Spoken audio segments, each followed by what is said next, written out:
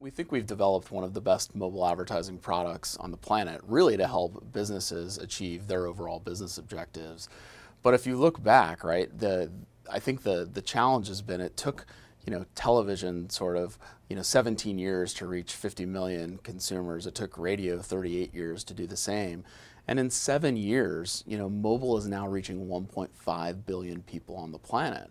And so what you're seeing with both marketers and industries and people that come from the publishing space is there's almost a rewiring of the entire digital supply chain that has to happen to help brands and agencies connect with consumers in this new environment. And so, there's lots of examples where, I think we sort of like overestimate the impact of these new technologies in the short term. You'll probably remember the iPad, right? It's only 5 or 6 years old and everyone thought PCs would go away. That was not the case, but I don't think anybody anticipated the fact that sites like Amazon and Netflix and Hulu and others would be programming content and people would be watching full feature shows on devices like the iPad. And so in many ways, this rewiring of that digital supply chain and helping companies build the capabilities, the competencies, and the infrastructure to take advantage of being relevant and germane to those environments in mobile apps is something that's just going to continue to take time. But people will continue to follow the consumer, and the consumers are voting, with their hands and their thumbs and using mobile devices as the primary device for most communication around the world. So what's working for you guys? And let's talk about the stream or other things, other activations that are working and that we can expect to see. Yeah, so I think one of the observations that we're having is the world between sort of performance advertising and brand advertising is starting to collide, right? So brand advertisers who traditionally were just focused on brand metrics are all of a sudden much more interested now in sales volume, new markets, looking how their advertisements have impact and even their designs on pack and the way that they're manufacturing different products. And on the other side, you have people that were traditional performance marketers, be it the gaming companies or e-commerce companies, or even think somebody relevant that's new like Airbnb, who's pouring a ton of investment back into their brand.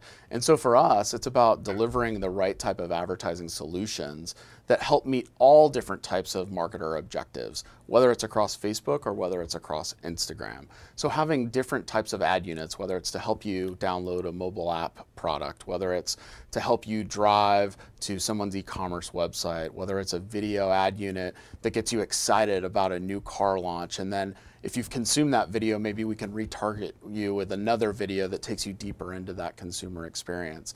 And so again, it's about using insights and using data and having all different types of formats that again are really accretive to the Facebook news feed experience or the Instagram feed experience, but that ultimately are helping advertisers reach their objectives.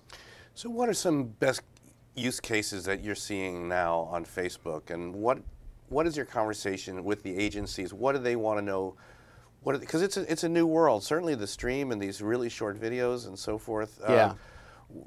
Kind of how are best uses evolving or bubbling up now? Yeah, I mean, when I started the company over 4 years ago, we didn't even have a team that focused on our agency partnerships. And today we have hundreds of people around the world that are working in lockstep with our agency partners, and we're doing a variety of things.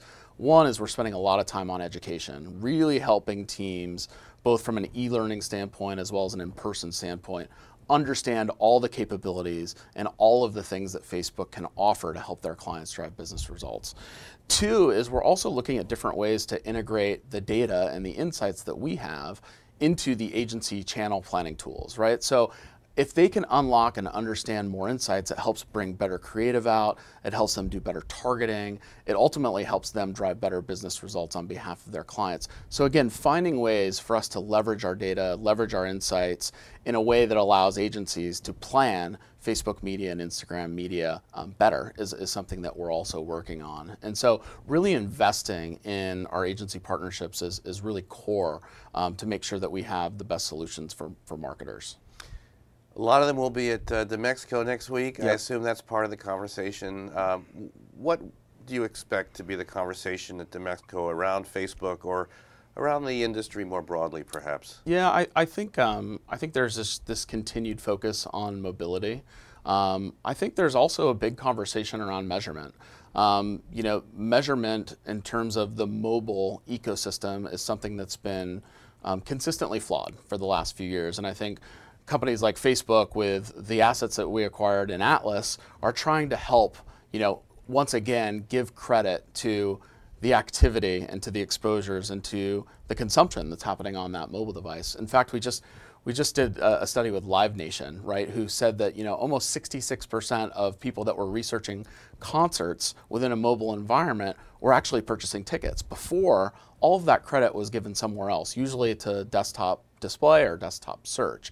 And so I think at DMEXICO this year, there's going to be a continued focus on mobility, a continued focus on video, and I think there's going to be this massive shift again that is about really proving real world ROI and returns, and a big focus on measurement.